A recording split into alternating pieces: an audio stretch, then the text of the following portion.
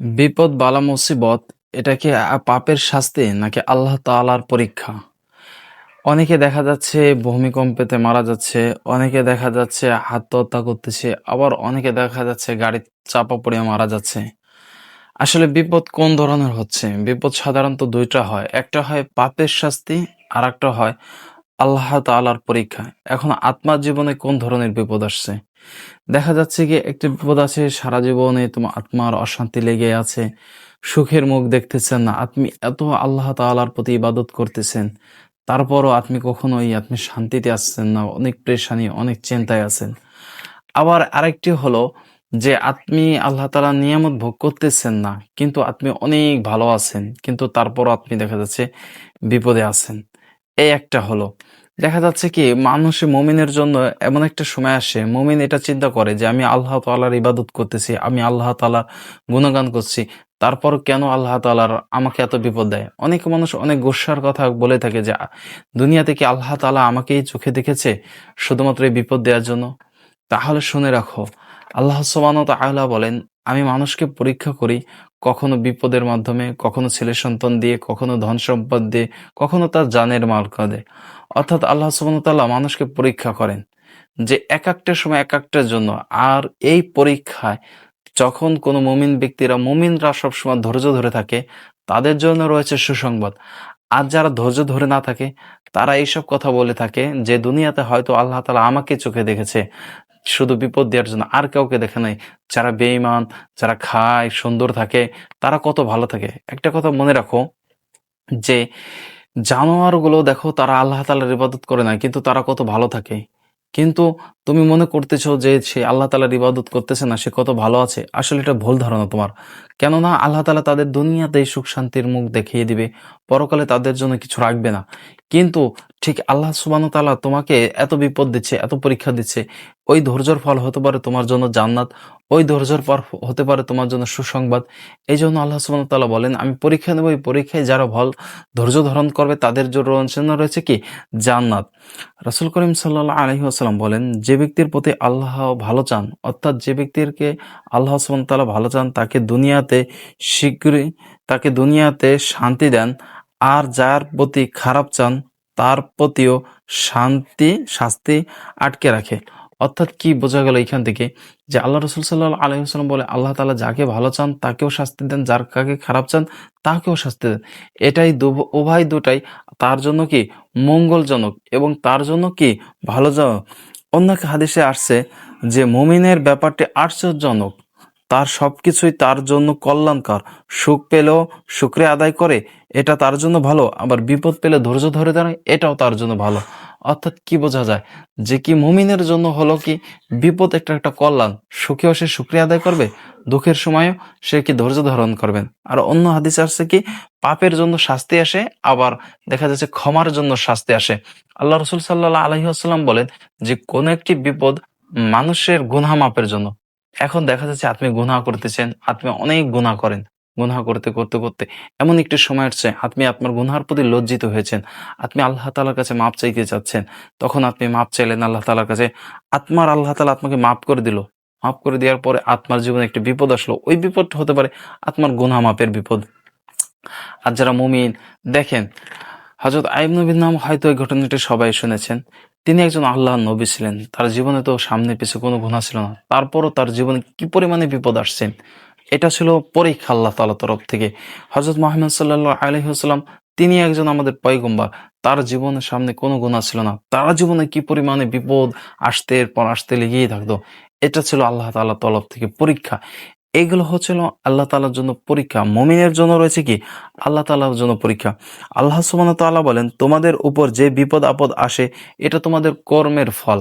হয়তো আমি তোমাদের কিছু মাফ করে দেই, আর কিছু এর না হলে এর থেকে ভয়ঙ্কর আরো বেশি বিপদ তোমাদের জন্য আসতো। তাহলে এবার ভাবুন যে আল্লাহ সুবহানাহু ওয়া তাআলা কিছু মাফ করে দেন, আর আল্লাহ সুবহানাহু ওয়া তাআলা যদি কিছু মাফ না করে দিত, তাহলে আমাদের জন্য আর কতটা ভয়াবহ বিপদ আসতে পারত। অতএব বিপদটা হলো দুই ধরনের। একটা হচ্ছে আল্লাহ তাআলার পরীক্ষা, আর একটা হচ্ছে পাপ মোচন হওয়ার পরীক্ষা। অর্থাৎ আপনি তওবা করছেন, আপনি আল্লাহর কাছে মাপ চাইছেন, এটা আল্লাহ আপনাকে মাফ করে দিয়ে আপনাকে একটা পাপ থেকে, মানে একটা বিপদ দিল, এই বিপদটা থেকে আমাকে মুক্তি করলো। অর্থাৎ একটা সাহাবী তিনি পড়ে যায়। পড়ে যাওয়ার পর তার পায়ে একটি কাঁটা ফোটে। কাঁটা ফোটার পর তিনি একটু আহত হয়। তখন আরেক সাহাবী বলে যে, "এটা মুমিনের জন্য একটি সুসংবাদ।" কেননা যে এইটা হলো পাপ মোচনকারীর জন্য বিপদ। অর্থাৎ তুমি পাপ করে ফেলেছো, আল্লাহ তাআলার কাছে মাপ চাইছো। এটা হলো এই বিপদ থেকে তোমাকে বাঁচানোর জন্য আল্লাহ তাআলা তোমার গুনাহ মাফ করার জন্য আল্লাহ তাআলা তোমাকে বিপদ দিয়েছে। আরেকটি বিপদ হলো মুমিনের জন্য আসবে অনেক বিপদ, বালা, মুসিবত এসেই থাকবে। কিন্তু তাদের জন্য রয়েছে কি সুসংবাদ। তারা যদি ওই বিপদে ধৈর্য ধারণ করতে পারে, তাহলে এই বিপদের সময় আপনি কখনো ওরকমভাবে কোনো চিন্তা ফিকির করবেন না যে আল্লাহ তাআলা দুনিয়াতে হয়তো আমাকে দেখেছে, বেঈমানরা ভালো আছে, আমাকে আল্লাহ ভালো রাখে নাই। এরকম চিন্তা ভাবনা করবে না। এতে দেখা যাচ্ছে আপনি কুফরি করতেছেন। হতে পারে এর জন্যই আপনার ঈমান চলে যেতে পারে। অতএব যেটা বিষয় সেটা হলো গিয়ে আপনার দেখতে হবে আপনি কোন বিপদে আছেন। বেঈমানদের বিপদ আসে না। এটা সাধারণত বেঈমানরা দুনিয়াতে সুখ শান্তি করে যায়। আপনার দিলের ভিতরে এমন হয় যে বেঈমানরা ভালো থাকে, আমরা ঈমানদাররা এত ভালো থাকি না কেন? ওটা বেঈমানদের দুনিয়ার পাওনা, দুনিয়ায় চাবে, দুনিয়ায় ভালোবাসে। অর্থাৎ আল্লাহ তাআলা যাদেরকে ভালোবাসেন তাদেরকে বিপদ বেশি দিবেন। কি কারণে জানেন? তাকে সম্মান করার জন্য, তাকে মর্যাদা বাড়ানোর জন্য। আপনি দেখেন আল্লাহ রাসূল সাল্লাল্লাহু আলাইহি ওয়াসাল্লামের জীবন দশায় দেখেন তাকে কি পরিমাণে বিপদ আসছে তার জীবনে, কত অপমান মানুষ করতে চাচ্ছে কিন্তু পারছে কি? পারেন। তার সম্মান কলম সবার ঊর্ধ্বে। তার নামে কেউ কোনো কথা শুনলেই তার শরীরে রক্ত গরম হয়ে যায়। অর্থাৎ কি? তাকে এত বিপদ আসার পরও কি তার সম্মানটা অনেক দেয়। তাই ঠিকই এরকমভাবে মুমিনের যাদের বিপদ আসে এই মুমিনের বিপদটাকে আল্লাহ তাআলা দেয় কি কারণে? তার সম্মানকে বাড়ানোর জন্য, তার মর্যাদা বাড়ানোর জন্য। আর যারা আরেকটি যে বিপদটা আসে সে বিপদটা হচ্ছে আপনার গুনাহ মাফ করার জন্য। আপনি গুনাহ করে ফেলেছেন, আপনি আল্লাহ তাআলার কাছে তখন অনেক কান্না করতেছেন। এখন বুঝতে পারছেন যে আপনার দ্বারা এই গুনাহ হয়ে গেছে। আল্লাহ তাআলার কাছে খাস দিলে তওবা করতেছেন। আল্লাহ তাআলা আপনার তওবা করে কবুল করে নিলে আপনাকে একটা বিপদ দেবে। শুধুমাত্র ওই গুনাহটা মাফ করার জন্য। অতএব বিপদটা কি? এই বিপদ বালা মুসিবত আল্লাহর তরফ থেকেও আসে, আবার আপনার পাপের শাস্তিও আসে।